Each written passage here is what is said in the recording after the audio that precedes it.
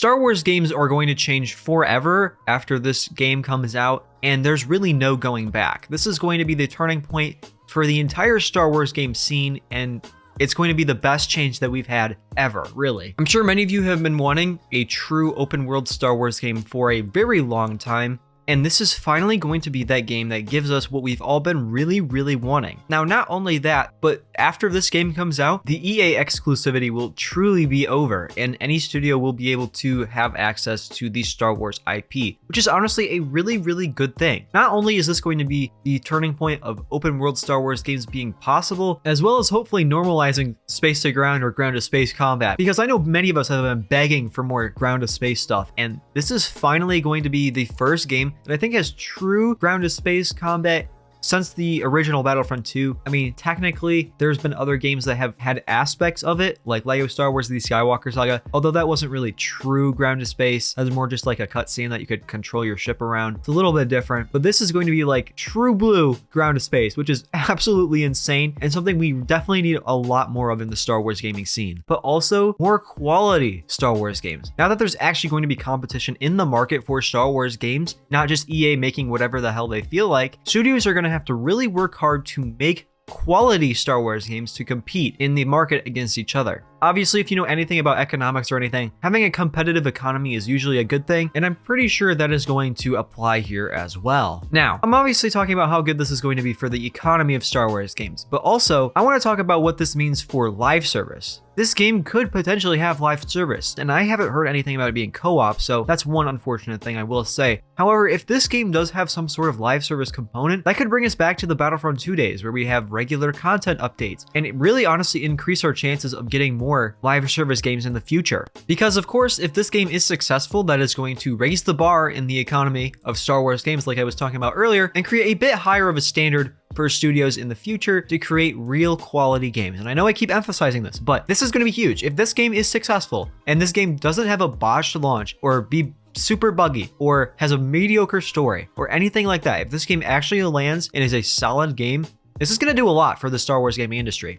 And I keep emphasizing live service because I do really feel like this could be the one thing that brings live service games back into the Star Wars gaming scene, because I really feel like that's what we're really missing. If you go on any EA Star Wars post and you scroll into the comments, you will see someone ask about Battlefront 3 or Battlefront 2, something like that. Everyone wants another Battlefront 2 or Battlefront 3. And that's for three really strong reasons. One, it was a live service game. We were getting constant regular updates. We knew that there was more stuff coming to the game, which kept players engaged.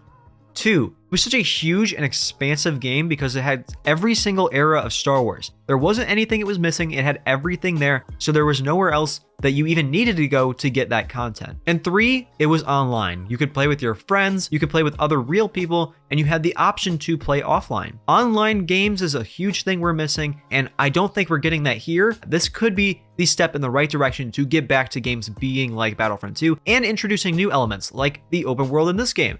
This is the first open world Star Wars game, which is a huge deal.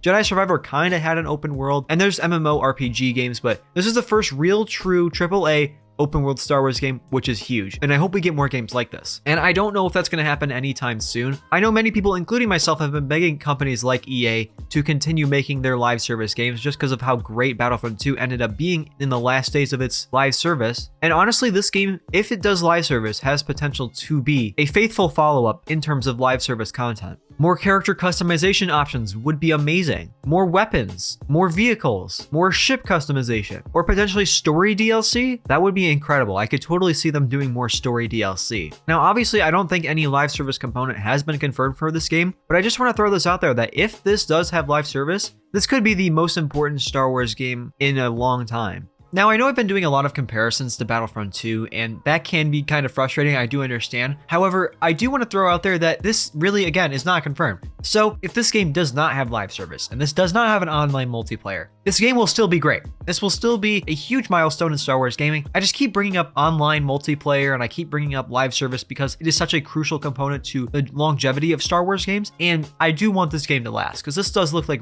it's a really fun game. If this game does not have a live service component, I don't think that's going to ruin the game or ruin the enjoyment of this game, because this game seems like it's going to have a lot to offer that no one else is really doing right now. And I absolutely admire it for doing that. I keep bringing up the live service because because if it has it, it's going to be revolutionary. It's going to change the industry forever. It's going to set a really high bar for Star Wars games moving forward. And that's what I want to emphasize. Even though none of this is confirmed, this still will do that due to the open world aspect of the game and how big and expansive the story is, especially with the wanted levels. That stuff looks really cool. We've never had anything like that in Star Wars games as far as I'm aware, especially a recent AAA Star Wars game. You all know we definitely do not have anything like that. So that's what I wanted to highlight with this video, is that this is going to be a huge revolutionary turning point in Star Wars gaming history. I believe this will be the first non-EA Star Wars game to be released in a long time, like 10 years. So this really does have a really interesting standard to it to see if it'll be better or worse than how EA managed some of their games.